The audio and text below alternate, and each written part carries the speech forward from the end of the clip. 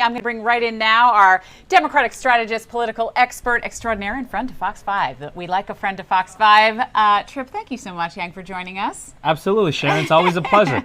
What else would I be doing on a Thursday night? Nothing. This is the best place to be, especially if you're watching us on the Fox Local app or the Fox 5 NY YouTube channel. Be sure to subscribe and no smack in the chat. Okay, Tripp, business out of the way. What do you think this meeting, what can we expect from this meeting? And let's break it down for us. What does Mamdani need to get out of this meeting, and what does Trump need to get out of this meeting?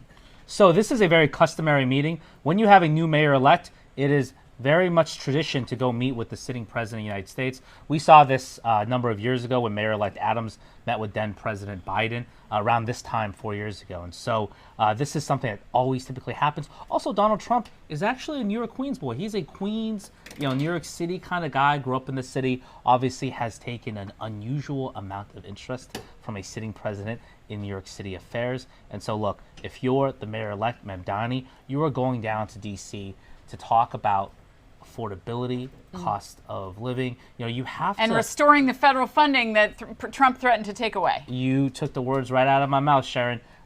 He needs to talk about the federal funding, trying to prevent it from being cut, because a lot of New York City services are funded from the federal government.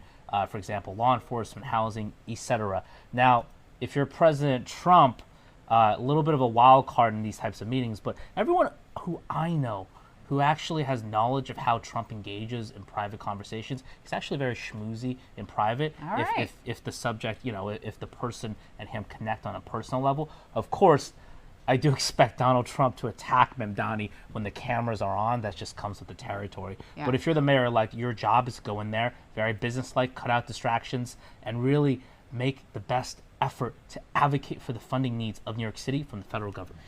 One could argue they both ran on a populist message. In one, affordability, different groups of people they were targeting, but nonetheless. And they're also both very savvy when it comes to social media and connecting directly to their supporters. So maybe they have more in common than we think.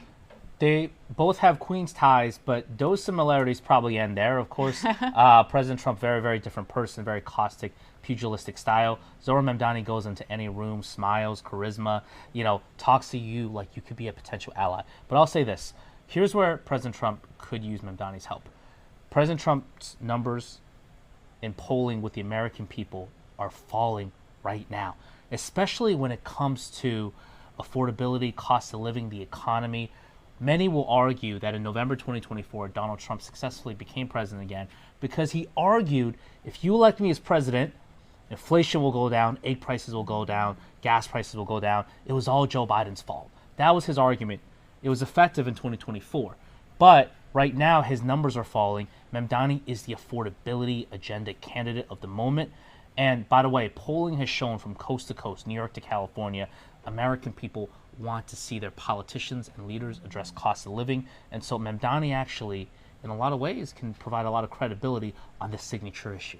Well, we will have to wait and see. We'll leave it there. Tripp Yang, thank you so much for joining us on Newsroom Live tonight. We appreciate it and hope you'll come back again real soon.